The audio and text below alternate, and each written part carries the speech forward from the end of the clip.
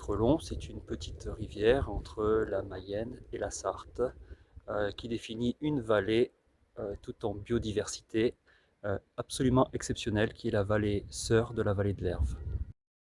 C'est une vallée avec une très forte biodiversité et donc une vallée à très faible valeur agronomique. Total a décidé d'installer des panneaux photovoltaïques sur une emprise de 35 hectares. Quand on installe des panneaux solaires dans une vallée, on installe autour de ces panneaux solaires des kilomètres de grillage qui vont empêcher à la faune, à la flore de se déplacer. Avec tous ces panneaux solaires, on va avoir un problème en dessous, des problèmes de flore, c'est-à-dire que toutes les plantes nectarifères vont disparaître, donc tous les cortèges d'insectes qui vont avec vont disparaître. Les oiseaux vont avoir des soucis par-dessus les panneaux photovoltaïques pour trouver des lieux pour se nourrir. Les chauves-souris vont avoir aussi ce problème. Et nous, on est dans une vallée où tous ces animaux, y compris les espèces rares, vivent jusqu'à présent et depuis des siècles tranquillement.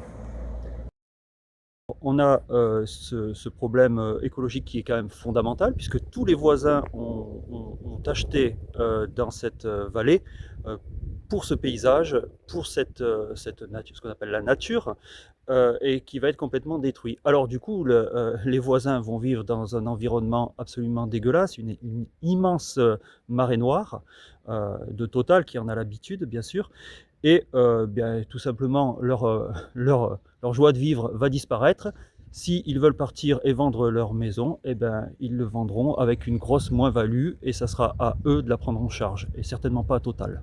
Qu'est-ce qui intéresse Total pour s'installer dans cette vallée qui paraît une vallée préservée jusque-là? C'est assez intéressant pour Total puisque c'est une tête de pont pour Total pour d'autres projets agrivoltaïques. Il faut savoir qu'à 16 km de là est le poste de raccordement. Donc apparemment, quand on tire une ligne aussi grosse, c'est qu'on a des projets derrière, sans quoi ce ne serait pas rentable. Ce qui intéresse Total, je pense, c'est qu'ils sont sur une commune de 300 habitants où les élus n'ont aucune connaissance des dossiers, n'ont jamais lu aucun rapport ou note décideur du GIEC, ne connaissent absolument pas les rapports de l'IPBES, n'ont aucune connaissance des objectifs pour 2050 de la France et donc ne sont pas en capacité de lutter. C'est aussi quelque chose qui est intéressant pour eux de leur point de vue parce que Total leur permet d'obtenir a priori chaque année un peu d'argent. Et dans les communes pauvres, on est prêt à accepter n'importe quoi pour de l'argent. Donc pour Total, c'est le coin idéal des personnes ignorantes des sujets et qui ont besoin d'argent. Moi, je n'ai vu aucun papier et vraisemblablement aucun élu n'a vu aucun papier. On parle de 20 000 euros par an. Tant de la durée de l'exploitation. Alors, je ne sais même pas si ces 20 000 euros étaient avérés, s'ils sont en euros constants, s'ils sont corrigés de l'inflation. On n'en sait rien. Rien du tout.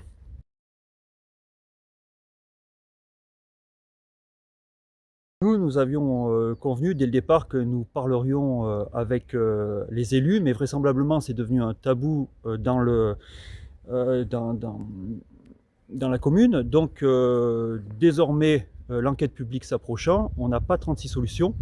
Donc on va commencer par faire parler la loi à travers nos avocats.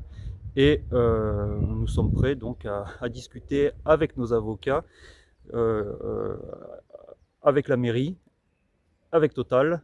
Et désormais, nous allons parler de manière ferme et coercitive. Ça veut dire quoi? Ça veut dire que vous allez porter plainte? Oui, évidemment, oui. Oui, oui. S'il se trouve qu'il y ait eu des problèmes, ou s'il risquait d'y en avoir et qu'il faudrait corriger dès à présent, oui, nous porterons plainte. Comment discuter, sachant que nous n'avons aucun papier à l'heure actuelle sur ce projet et pourtant tous les papiers sont en préfecture mais ils ne nous sont pas accessibles. Donc discuter dans ces conditions, ça nous paraît hasardeux. Mais dès que nous aurons les documents, nous serons déjà au stade de l'enquête publique et il va s'agir d'accélérer le mouvement. Donc déjà, ce que nous demandons, c'est que la mairie vote un avis très défavorable à ce projet. C'est un projet qui va faire que Total sera implanté dans le village et que c'est Total qui fera la loi. puisqu'on n'imagine pas un village de 300 habitants être en capacité de lutter contre Total sur le plan humain, sur le plan juridique s'il y avait le moindre problème. Donc Total fera la loi dans la vallée. On connaît Total par les nombreux procès, les nombreuses condamnations définitives. Total a pris de très très mauvaises habitudes, déjà à l'époque d'Elf, avait de très très mauvaises habitudes. Il faut dire qu'auparavant, quand il y avait des problèmes, ça se passait à l'étranger. Donc la France n'était sans doute pas très regardante sur ce qui se passait à l'étranger, du point de vue des droits de l'homme, du point de vue de la biodiversité, etc. Désormais, ça se passe en France, et j'ai entendu parler de colonialisme intérieur. C'est une façon pour Total d'appliquer les méthodes qu'elle a appliquées à l'extérieur en France, par un intense lobbying auprès des politiques, y compris des politiques départementaux. Et j'attends d'avoir des retours là-dessus. Je voudrais savoir ce que nos politiques élus ont pu dire ou ont pu échanger avec Total sur un projet. Je ne comprends pas. Vous êtes au courant, bien sûr, de cette proposition de loi qui doit sortir pour essayer d'encadrer l'agrivoltaïsme. Oui. Vous en attendez beaucoup, j'imagine? Oui, alors déjà, j'ai commencé à regarder les débats à l'Assemblée nationale pendant la première demi-heure. C'était assez intéressant puisque de manière absolument transpartisane, tous les députés voyaient dans leur circonscription qu'il y avait d'énormes problèmes et que plus personne n'en voulait chez lui. Déjà, première chose. Et ensuite, la deuxième chose que j'ai remarqué, c'est qu'il y a eu un grand absent dans ce débat, c'est le paysage et les voisins. Les voisins ne comptent pas sur ces projets-là. C'est étrange. Quant au paysage, il n'est jamais pris en compte, et à la limite, s'il est pris en compte, c'est à la marge et on ne parle que de paysage visuel. Tout le reste, on n'en parle pas. Actuellement, la vallée du Trelon est en cours de classement éventuel pour devenir un espace naturel sensible.